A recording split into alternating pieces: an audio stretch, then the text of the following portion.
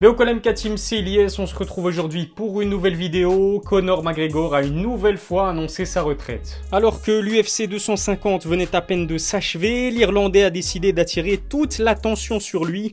Dans un tweet très étrange, le Notorious a annoncé qu'il mettait un terme à sa carrière de combattant, suffisant pour priver Amanda Nunes, Cody Garbrandt et les autres de quelques minutes de gloire. Plus tard dans la journée, Conor McGregor a eu l'occasion d'en dire plus sur cette annonce. Dans une interview accordée à Ariel Helwani, il a annoncé qu'aucun des combats proposés par l'UFC ne l'intéressait. À l'image de John Jones et de Jorge Masvidal, l'Irlandais s'est même plaint du traitement que lui a réservé Dana White. Dana White justement a eu l'occasion de réagir à cette annonce, on peut le dire assez surprenante. Alors il a tenu à clarifier les choses et il a annoncé qu'il n'allait pas essayer de faire changer sa poule aux œufs d'or d'avis. Il a même tenu à saluer tous les accomplissements de McGregor à l'UFC. Dans cette vidéo, je vais donc revenir sur la retraite de Conor McGregor. Je vais également vous expliquer en détail pourquoi je n'y crois absolument pas.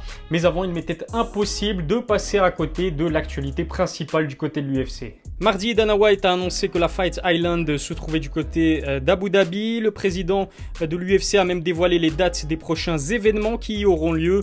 L'UFC 251 va envoyer du très lourd avec plusieurs combats pour le titre. Si vous voulez être à la page niveau actualité sportive, je vous invite à me suivre sur Twitter et Instagram. Rentrons maintenant dans le vif du sujet, la retraite de Conor. Alors vous le savez certainement, ce n'est pas la première fois que McGregor décide de raccrocher les gants, puisqu'en 2016 et en 2019, le premier double champion de l'histoire de l'UFC avait fait exactement la même chose. Avril 2016, juste avant son rematch contre Nate Diaz, le Notorious annonce qu'il met fin à sa carrière.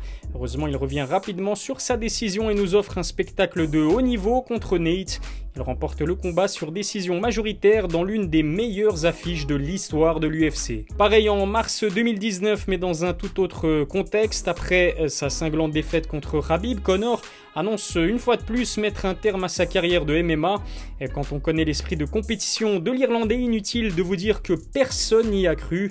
On a bien fait de ne pas y croire puisque McGregor est ensuite revenu sur sa décision. Il s'agit donc de la troisième fois que Conor McGregor décide de prendre sa retraite. Alors à l'image des deux premières fois, je n'y crois absolument pas.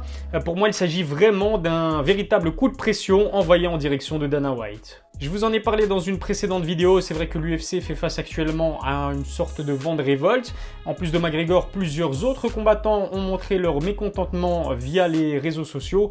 La différence, c'est que McGregor est le seul qui peut vraiment aller au bras de fer avec Dana White. Le Notorious est la plus grande star de l'UFC, il est également l'un des combattants qui a contribué à populariser le MMA à une plus large échelle.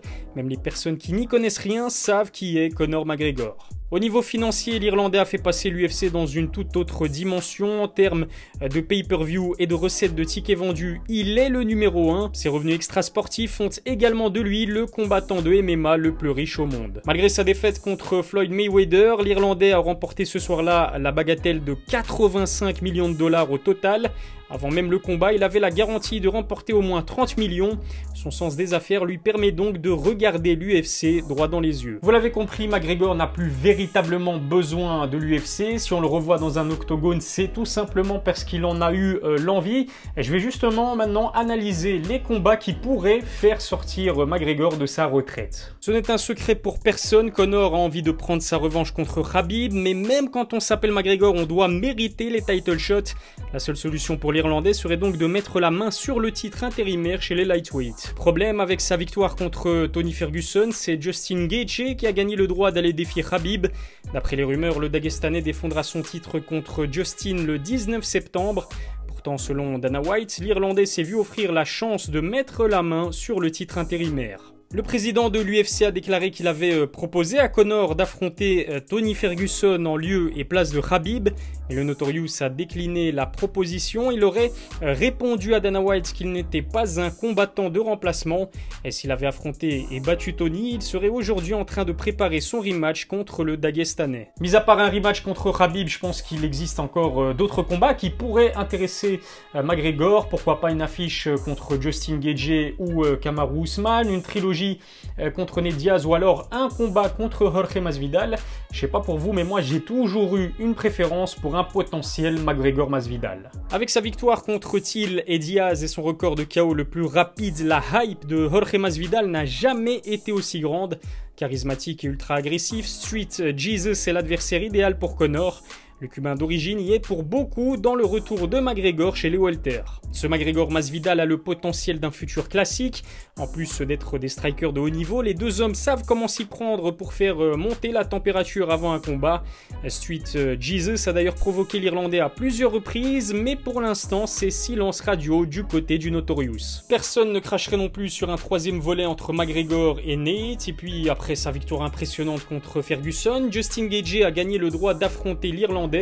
En revanche, comme je l'explique dans une précédente vidéo, mieux vaut que Conor se tienne à distance de Kamaru Usman. Dites-moi ce que vous en pensez, quel combat vous intéresserait le plus, Justin Gaethje, trilogie contre Nate Diaz, combat contre Kamaru Usman ou Jorge Masvidal? J'ai hâte de lire vos avis en commentaire. Au-delà du MMA, la cote de McGregor est également très bonne du côté de la boxe anglaise. On l'a d'ailleurs vu retravailler avec son ancienne équipe du boxing gym de Crumlin. Et ce qui est sûr, c'est que Conor McGregor, avant même son combat contre Cowboy, avait annoncé qu'on le reverrait un jour sur un ring de boxe. En boxe, il y a deux belles options qui se présentent à lui, un combat contre Manny Pacquiao ou un rematch face à Floyd Mayweather.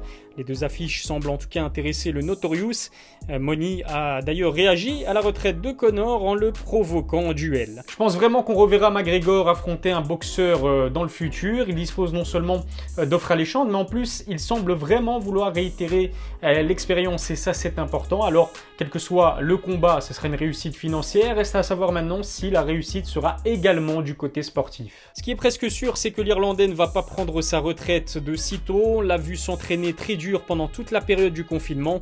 Il affiche d'ailleurs un physique taillé pour la catégorie des welter, sans parler de son hyperactivité sur les réseaux sociaux. Son fameux classement du GOAT, son méga fight contre Anderson Silva ou encore ses pics envoyés à l'encontre de Justin Gaethje et Khabib montrent que la motivation de McGregor est toujours aussi intacte. Je pense qu'il a tout simplement été frustré de ne plus avoir combattu depuis Cowboy, mais sa fameuse retraite, à mon avis, elle va fortement accélérer le processus de l'organisation de son prochain combat. Je ne serais pas surpris de voir Dana White dévoiler dans les jours qui viennent le prochain combat de l'Irlandais. Je mise d'ailleurs une pièce sur sa présence en juillet dans l'un des événements de la Fight Island.